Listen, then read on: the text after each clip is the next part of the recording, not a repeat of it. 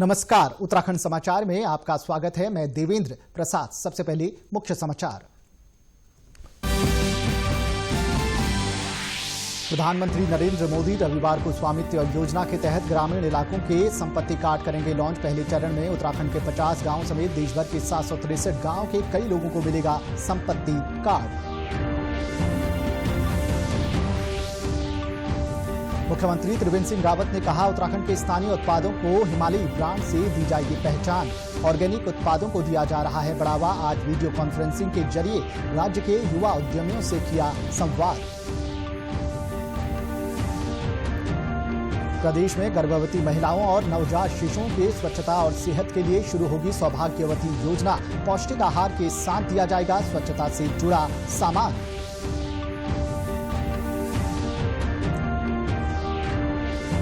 और सिखों के पवित्र धाम हेमकुंड साहिब के कपाट आज दोपहर 1:30 पर शीतकाल के लिए किए गए बंद। 36 दिनों तक चली यात्रा में करीब 8,500 श्रद्धालुओं ने हेमकुंड साहिब में टेका मत्था।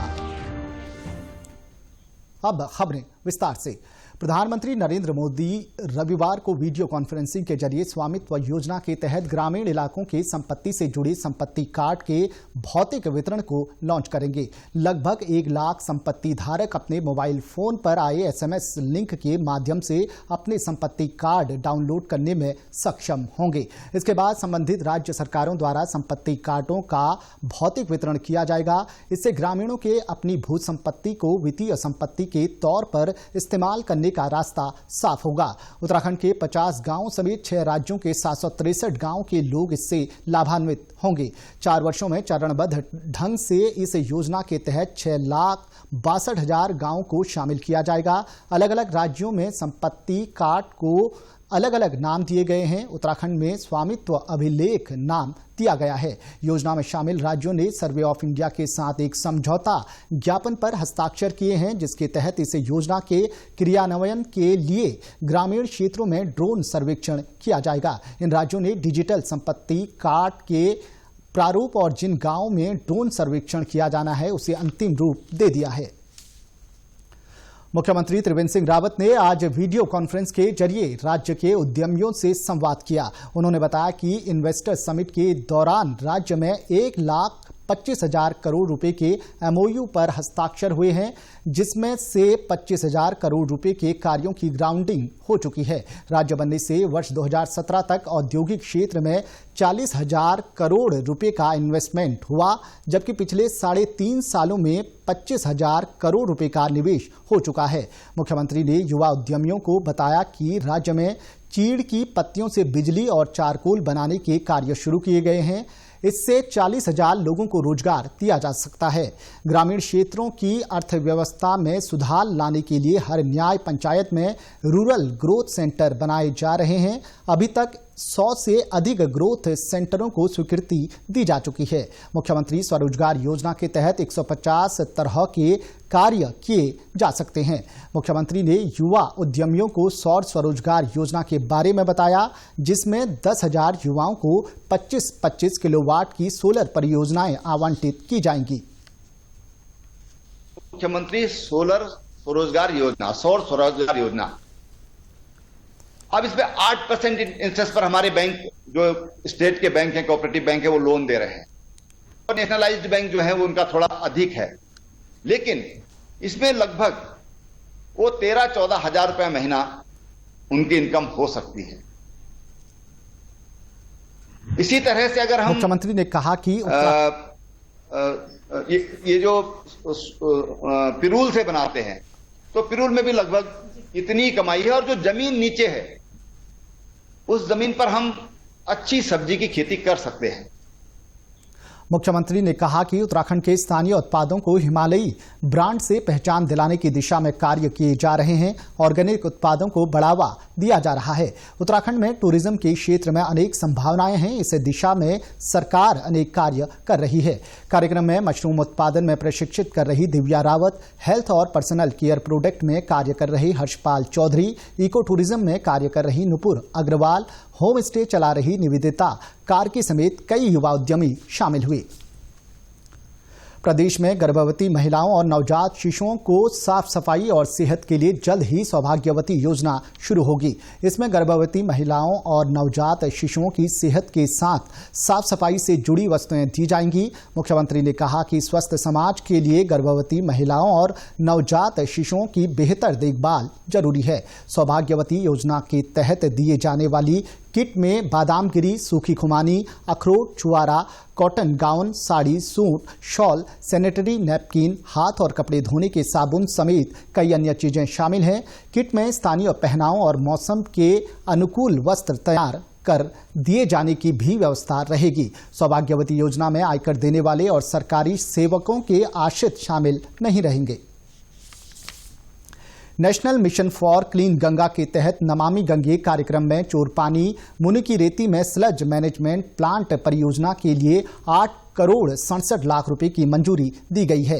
ये केंद्र पोषित योजना है। इसमें कहा गया है कि स्वीकृति के दिन से 4 महीने के भीतर परियोजना अवार्ड कर दी जानी होगी। इसके बाद 6 महीने में इस परियोजना को पूरा करने का लक्ष्य रखा गया है। उत्तराखंड पेयजल निगम इसकी कार्यदायी संस्था होगी। इसके साथ ही उत्तराखंड वन विभाग को फॉरेस्ट्री इंटरवेंशन फॉर गंगा के लिए 39 करोड़ 95 लाख 58 हजार रुपए की मंजूरी भी दी गई है। इस परियोजना में नदी क्षेत्र में भूगर्भीय और इकोलॉजिकल संतुलन बनाए रखते हुए वनधारा विकसित करने का कार्य शामिल है। मुख्यमंत्री त्रिवेंद्र सिंह रावत ने दोनों परियोजनाओं के लिए केंद्र सरकार का आभार जताया है। कुमाऊं में सहकारिता क्षेत्र की सबसे पुरानी कोऑपरेटिव ड्रग फैक्ट्री में आज राज्य मंत्री डॉक्टर धन सिंह रावत ने माइक्रो बायोलॉजिकल लैब का उद्घाटन किया। उन्होंने कहा कि इस लैब के खुलने से सभी आयुर्वेदिक दवाओं की जांच यहीं होगी, जिससे बाहर भेजे जाने वाले सैंपल पर होने वाले खर्च से निजात मिलेगी। उन्होंने कहा कि फैक्ट्री में निर्मित माल और बाहर से आने वाले कच्चे माल की भी जांच इस लैब में की जाएगी। इस दौरान उन्होंने फैक्ट्री में बनाए जा रहे माल का भी निरीक्षण किया। उन्होंने कहा कि यहां पर जो भी आयुर्वेदिक उत्पाद बनाए जाते हैं उनकी अन्य जगहों पर काफी मांग है। ड्रग फैक्ट्री हिमालयी क्षेत्र में पाई जाने वाली आयुर्वेदिक दवाओं की तैयारी के साथ साथ लोगों को रोजगार देने में भी अहम भूमिका निभा रही है। उन्होंने बताया कि सरकार स्वयं सहायता समूहों को 5 लाख रुपए तक का ऋण बिना किसी ब्याज के देने के लिए भी कार्य कर रही है। सिखों के पवित्र धाम हेमकुंड साहिब के कपाट आज दोपहर 1:30 पर शीतकाल के लिए बंद कर दिए गए। इस दौरान करीब 1350 सिख श्रद्धालुओं का जत्था अंतिम अरदास का साक्षी रहा। इस वर्ष कोरोना महामारी के चलते हेमकुंड साहिब के कपाट देर से 4 सितंबर को श्रद्धालुओं के लिए खोले गए। हेमकुंड साहिब मैनेजमेंट ट्रस्ट के मुख्य प्रबंधक सेवा सिंह ने कहा कि उन्हें शासन, प्रशासन, पुलिस के साथ ही स्थानीय लोगों का भरपूर सहयोग मिला। ये यात्रा 1 जून से चलती है, पर इस बार दुनिया में महामारी फैलने की वजह से ये यात्रा लेट चली है। 4 सितंबर से शुरू हुई है, पर संगत में इतना उत्साह और श्रद्धा है कि आप देख रहे हैं पीछे कितनी संगत की भीड़ है। काफ़ी लोग यहाँ पर दर्शन करने के लिए इस दौरान पहुँचे हैं और सभी यात्री बड़ी खुशी खुशी नीचे गए हैं। भगवान का शुक्र है। और सबसे ज़्यादा मैं कहूँगा कि प्रशासन का जो सहयोग मिला है इस यात्रा के दौरान, सभी लोगों का धन्यवाद, प्रशासन का धन्यवाद। डीएम साहब, एसडीएम साहब, सब ने इस यात्रा में अपना पूर्ण योगदान दिया। और सभी लोकल लोगों का भी, घोड़ा खच्चर कांडी टांडी वाले, जिन्होंने कम समय में कम मात्रा में लेबर होने के बावजूद भी किसी की तरह संगत को कोई परेशानी नहीं आने दी, और सभी लोगों का धन्यवाद। 36 दिनों तक चली यात्रा में करीब 8,500 श्रद्धालुओं ने हेमकुंड साहिब में मत्था टेका, जबकि पिछले वर्ष 2,39,000 से अधिक श्रद्धालु हेमकुंड साहिब पहुंचे थे। उत्तराखंड में स्कूलों के खुलने पर अभी कोई फैसला नहीं हुआ है, लेकिन विद्यालयों में इसके लिए तैयारियां शुरू कर दी गई हैं।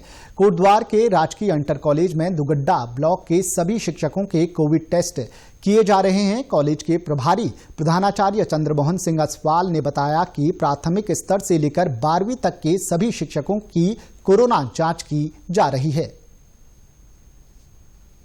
आज यहाँ पर शासन और प्रशासन की ओर से और उच्च अधिकारियों की ओर से कोविड के टेस्ट कराए जा रहे हैं सभी दुगड्डा ब्लॉक के प्राइमरी, जूनियर और इंटरमीडिएट कॉलेजों के।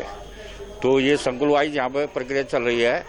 3 दिन हो गया, आज तीसरा दिन है और कम से कम 200-250 लोगों का प्रतिदिन यहाँ पे ये टीम टेस्ट कर रही है। हाँ, स्कूल खुलने की तैयारी थी। यही शासन का आदेश था कि अगर टीचर स्वस्थ होंगे तो बच्चे भी स्वस्थ रहेंगे।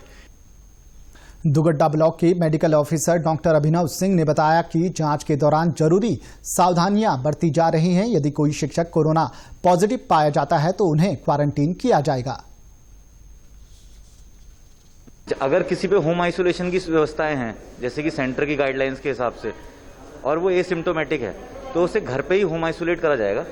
वरना हम पे कोविड केयर सेंटर है, राजकीय बेस अस्पताल कोविड डेडिकेटेड सेंटर है, वहां पे उन्हें एडमिट करा जाएगा।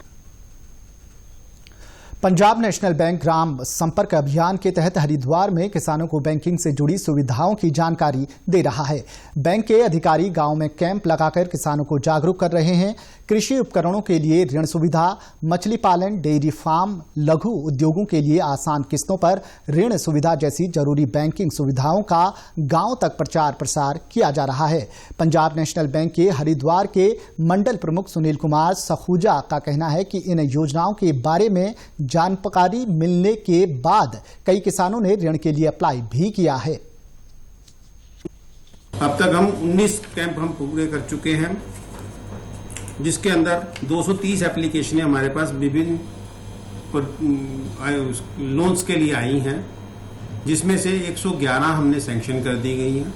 इसके अंदर वो भी एप्लीकेशन शामिल है जो कृषि कार्ड से अलावा भी काम कर रहे हैं। जैसे वो अगर मान लीजिए क्रेडिट कार्ड भी लेना चाह रहे हैं तो हम वो भी दे रहे हैं उनको। कोई रिटेल, कोई हाउसिंग लोन लेना चाह रहा है, कार भी चाह रहा है तो वो भी दे रहे हैं।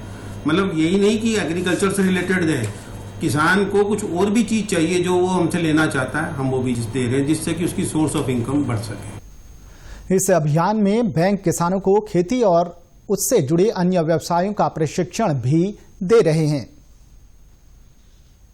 बैंकों द्वारा ग्रामीण लोगों के लिए ट्रेनिंग का आयोजन किया जाता है, उसके बारे में हम बताते हैं। महिलाओं के लिए ट्रेनिंग का आयोजन किया जाता है। आरसेटी हमारी एक वो इंस्टीट्यूट है, उसके अंतर्गत हम गांव-गांव जाके भी ट्रेनिंग का आयोजन करते हैं।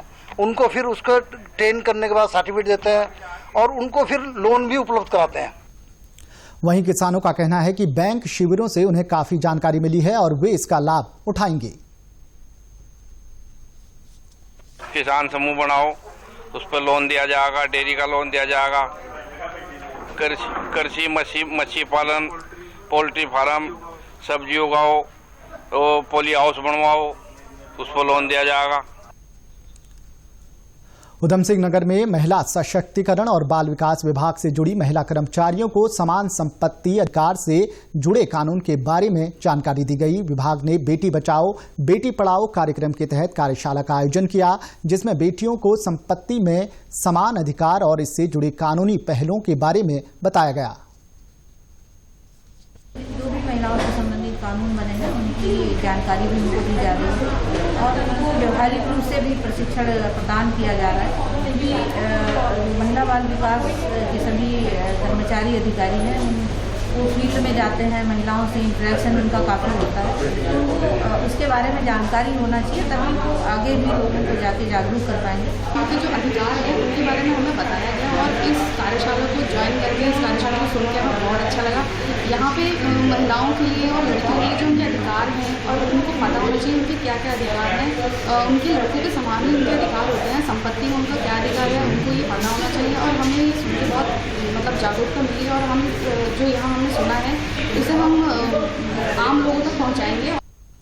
कार्यशाला में कहा गया कि समाज में बेटियों को समान अवसर उपलब्ध कराने, सशक्त और आत्मनिर्भर बनाने के लिए समान संपत्ति अधिकार एक जरूरी कानून है। इसके बारे में सभी महिलाओं को जानकारी होनी चाहिए। उत्तराखंड के समाचारों में बस इतना ही। चलते चलते मुख्य समाचार एक बार फिर। प्रधानमंत्री नरेंद्र मोदी रविवार को स्वामित्व योजना के तहत ग्रामीण इलाकों के संपत्ति कार्ड करेंगे लॉन्च। पहले चरण में उत्तराखंड के 50 गांवों समेत देशभर के 763 गांव के कई लोगों को मिलेगा संपत्ति कार्ड। मुख्यमंत्री त्रिवेंद्र सिंह रावत ने कहा, उत्तराखंड के स्थानीय उत्पादों को हिमालयी ब्रांड से दी जाएगी पहचान। ऑर्गेनिक उत्पादों को दिया जा रहा है बढ़ावा। आज वीडियो कॉन्फ्रेंसिंग के जरिए राज्य के युवा उद्यमियों से किया संवाद। प्रदेश में गर्भवती महिलाओं और नवजात शिशुओं के स्वच्छता और सेहत के लिए शुरू होगी सौभाग्यवती योजना। पौष्टिक आहार के साथ दिया जाएगा स्वच्छता से जुड़ा सामान। और सिखों के पवित्र धाम हेमकुंड साहिब के कपाट आज दोपहर 1:30 पर शीतकाल के लिए किए गए बंद। 36 दिनों तक चली यात्रा में करीब 8,500 श्रद्धालुओं ने हेमकुंड साहिब में टेका मत्था। उत्तराखंड की खबरों के लिए आप हमसे सोशल मीडिया पर भी जुड़ सकते हैं। हमारा ट्विटर हैंडल है DD News_देहरादून, हमारा फेसबुक पेज है DD News उत्तराखंड और हमारे YouTube channel DD News Uttarakhand को भी सब्सक्राइब करें। कोरोना संक्रमण से बचने के लिए मास्क का अनिवार्य रूप से और सही ढंग से प्रयोग करें। साथ ही सामाजिक दूरी का ख्याल रखें, नियमित रूप से हाथ धोएं और याद रखें, कोरोना को हराना है, मास्क जरूर लगाना है। नमस्कार।